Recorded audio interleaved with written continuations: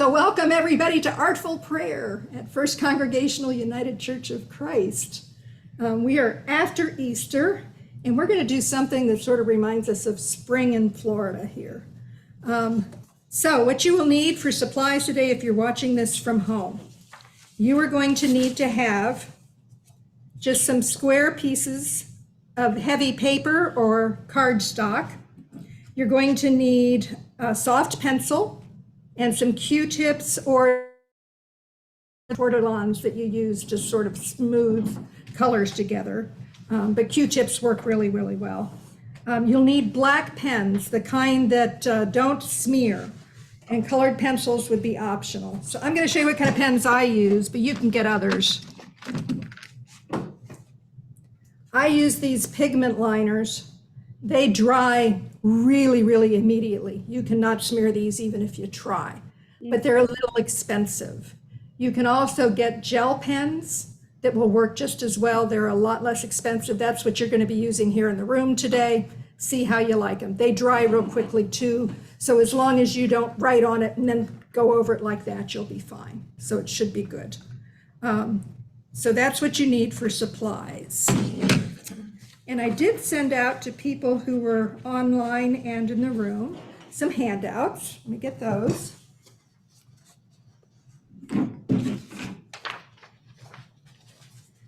One is from a website called Felt Magnet.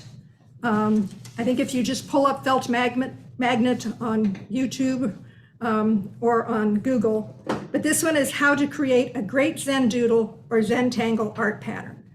And we're not really doing Zentangle today. Zentangle is something that is a copyrighted kind of piece of art. Two people invented it, and has a very set process for you to do it.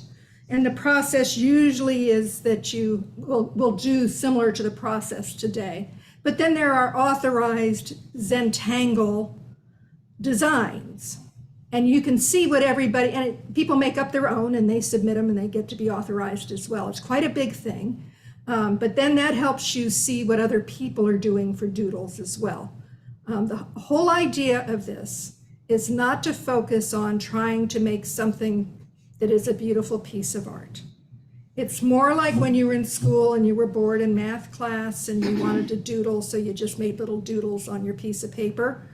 And sometimes that can just help you calm down to do the doodles. So that's sort of what it's designed to do, to get you into that Zen place when you doodle. I would tell you sometimes I get headaches when I do this because I get too tied up in the tininess and trying to do everything perfectly. So let me tell you, perfection is also not the goal. If something happens on your Zen doodle that you didn't intend, it's just meant to be there. Because we're going to do it with pen, and once you put it down, there's no erasing, and you're not going to worry about that. So you have to get yourself out of that worrying about being perfect and into a sort of a Zen kind of place to do this and really do what it's intended to do. All right. I also sent out something about scallop shells, and we're going to do a scallop shell today. Those of you in the room, you have a piece of paper there. I want to share with you a little bit about what the scallop shell means in Christian art, because I was just looking for shells and this pulled up. The scallop shell in particular is important to a lot of religions, and they use it often. When you look at a shell, let me get it up here, that everybody starts on the outer path and they all are coming on this journey to be joined. Now, one of the disciples of Christ used a scallop shell. He went to Portugal and Spain after Christ was crucified and was trying to get other believers to join him. But he had no money, no job. He put a scallop shell in his hand and asked people to share bread or water in the scallop shell with the thought that no matter how poor you are, you probably have enough to put a little morsel in a scallop shell to share. So if he did that preaching all day, he found it was enough food and enough water to keep him going. There is now a group of Christians who do a pilgrimage along the trail that he did, and there's now a chapel there in St. James's name. And the pathway is marked with scallop shells. So I learned a lot about that. I thought that was really fun. So what else do we use scallop shells for? You may have noticed that some baptismal fonts are shaped like scallops. There's some thought that baptism was done with scallop shells, that John might have baptized Jesus with a scallop shell, because you got to get your water in something. So you'll see a lot of Christian art showing a scallop shell being used for baptism. So that's just a background of scallop shells and Zentangles. So what are we going to do today? We're going to have fun. So let me start us with a prayer. We do have one of our members who's dealing with some spousal health issues, so we're going to add some of that to the prayer too. Oh God, our Creator, we come together today to join in creative prayer and play. We ask that you be with us in this room as we gather to explore the unconscious wisdom that can be revealed through our own creativity. We also ask you to be with those who cannot be with us. Provide health, support, love to those who need your extra healing today. Amen. Amen. All right. So, take out your little white square and your black pen. And I'm going to show you what you're going to draw. What I'm going to do is what I want you to draw is in red. So we're going to move card to card. You'll see how this goes. So here's the first card. I'm going to get it up there someplace. Ah! There it is. There. You're going to do 4 dots, one in each corner. In red? Nope, in black. Oh, okay. I've got it in red to show you what you're doing. Okay.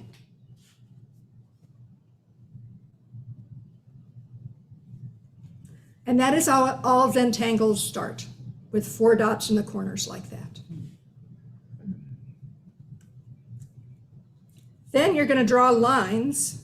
Boy, I clearly need some. There we go. Draw some lines between those. And you can see mine are not perfect.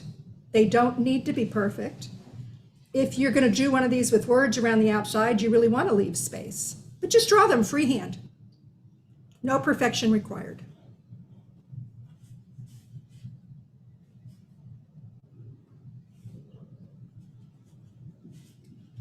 Okay, now you're going to take out your pencil.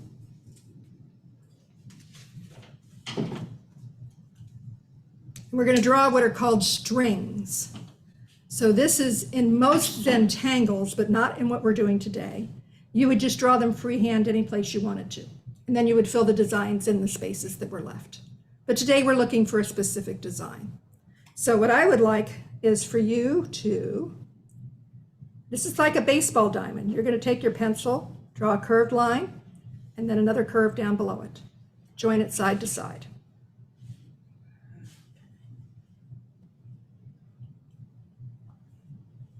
Again, it does not need to be perfect.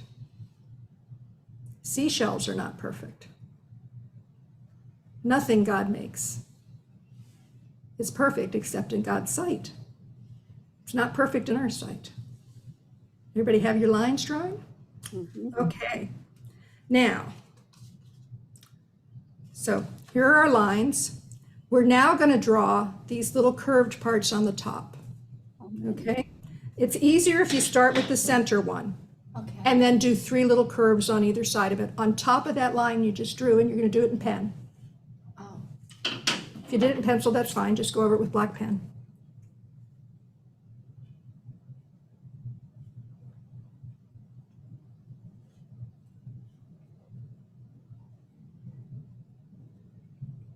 Once you finish with those circles, you're going to draw lines down from them to the bottom to where the center of that pathway is we talked about.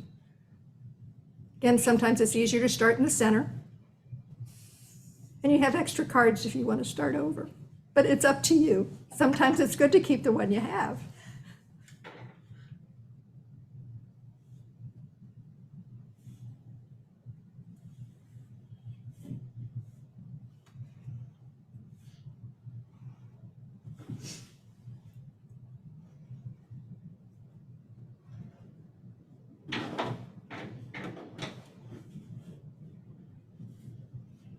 Everybody got that?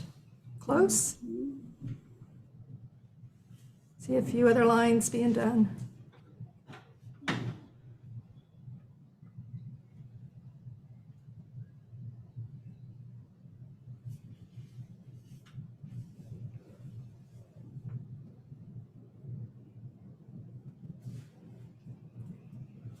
All right.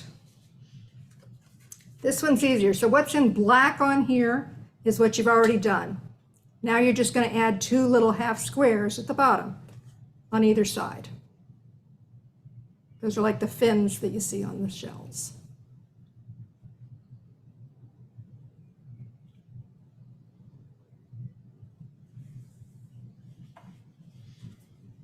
Okay, so if you were doing a Zentangle, you would now fill in all those spaces with little doodles. So we're going to do that, and you're just going to have fun with this, okay? So we're going to do 2 different kinds of doodles. We are going to do spirals, and I did spirals down the middle, about 5 of them. And start at the top, it's easier because they'll get smaller as you get to the bottom. And then just circles on the 2 that are, you skip 1 and then just do circles. Again, they'll get smaller as you get closer to the bottom.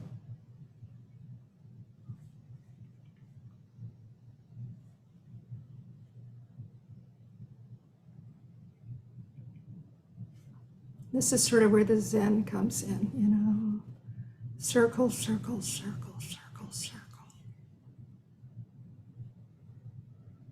The spiral of eternity. The circle of life. Whatever those things remind you of.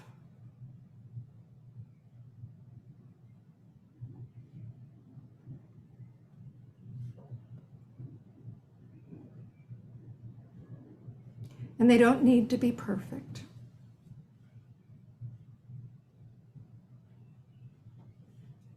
Because again, shells are never perfect, and neither is life.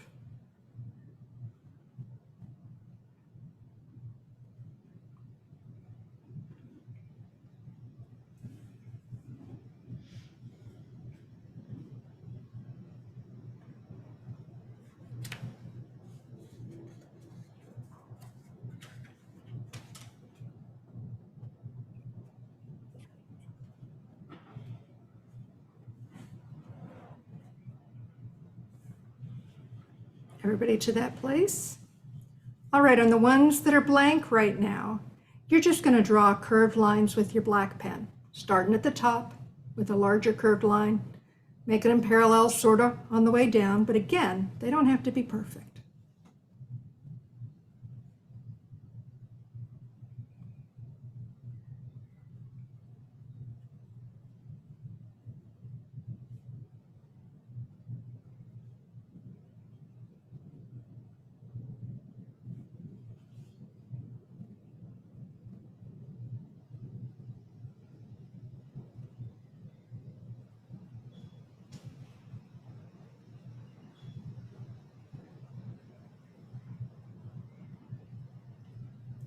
So the beauty of Zentangles is when you're doing patterns like this, whether you're an artist or not, it doesn't really matter. We all did these kinds of things in grade school, we did them in kindergarten. We're just doing easy shapes. And that's true for almost every Zentangle design. They're fairly uniform, and you just fill them in a pattern in a space. And at the end, I'll show you the book I've been using that I think is wonderful for learning Zentangles if you want to do something other than just looking online.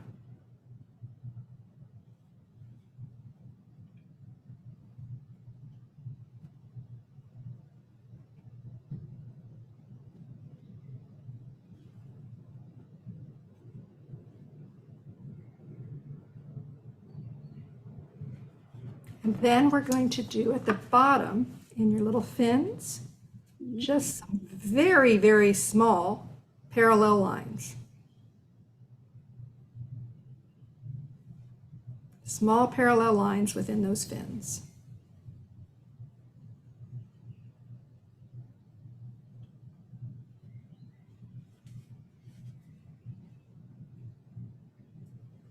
Now you see all this red stuff here? Those are just little circles. You're going to fill them in around the big circles out to the edge of that piece of the shell and fill them in wherever you think they need to be filled in on all three of those sections. And they're just tiny little circles. That's all they are. Take your time with that. Don't worry about them. They'll be where they're supposed to be.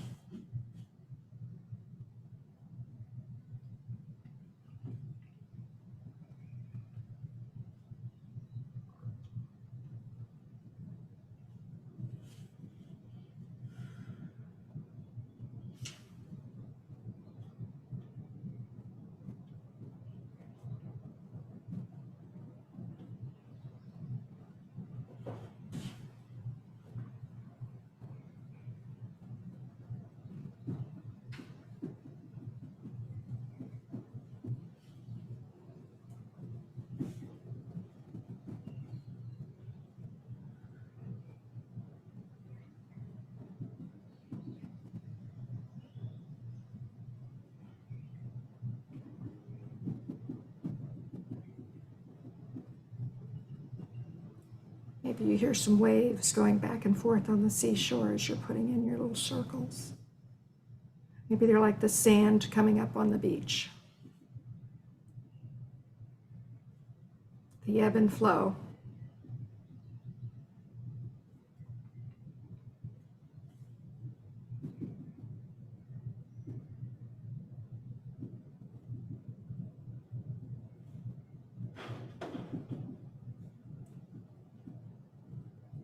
And you can see, you can get as obsessive compulsive as you want to with these, or you can just let them be very, very loose, sort of up to where you want to be on any given day. I find I have to let go of trying to be perfect.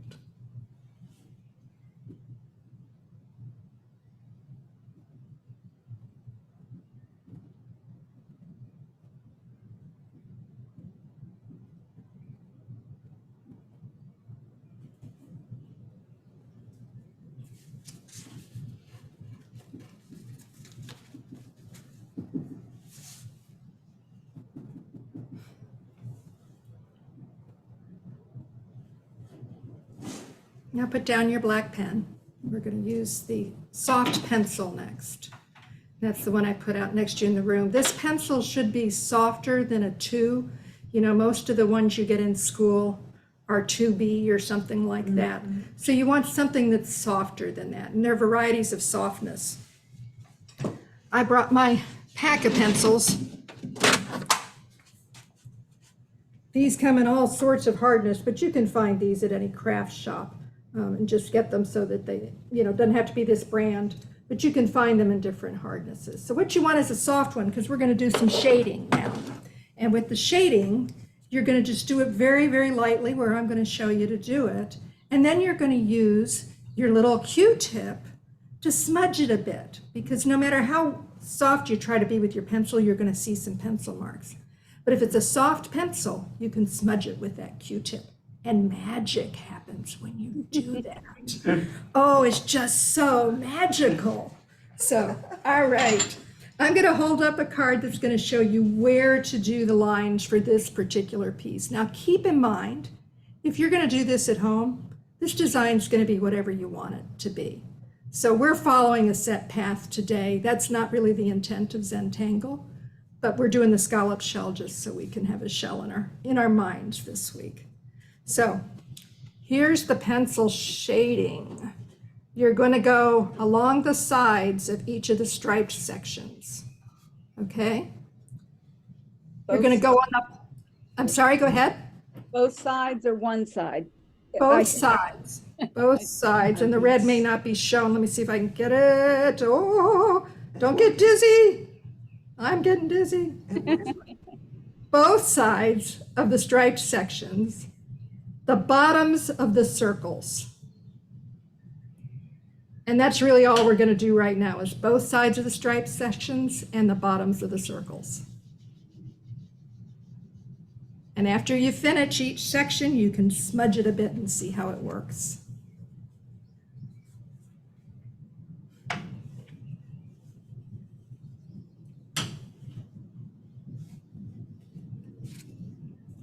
Did you do the tops of the stripe sections as well? I did not, but you can. Just curious. It's whatever you want to do. When you're doing shading on any of these things, it's usually, in art, it would be better to do it on the same sides of everything from wherever your light source is. So in this one, the light source is sort of coming down from this direction. It's coming down. So for me, it's the bottoms of the circles that have the shadow. Got it. Okay, and the seashell sort of curves in and around, so it's on the sides of each of those little curved sections.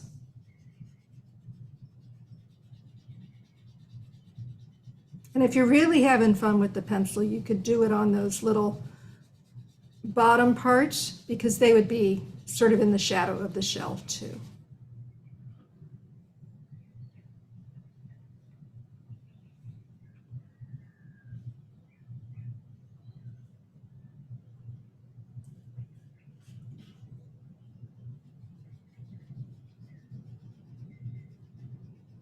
And each of you has a different softness to your pencil, because I gave you one out of my kit. So some of you have really soft pencils. I think Wes has like the softest one.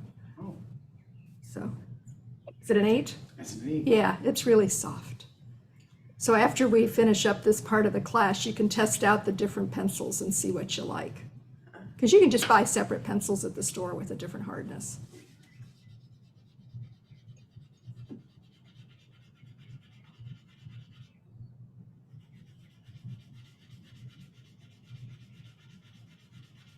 So for purposes of the recording, I'm just going to turn this around so you see what it looks like when you get the shadows in. Ooh. Magic happens when you shadow it.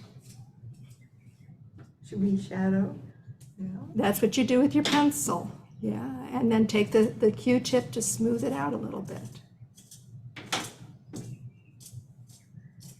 And it just makes me smile every time I do this on every Zendoodle I do. It's just such fun.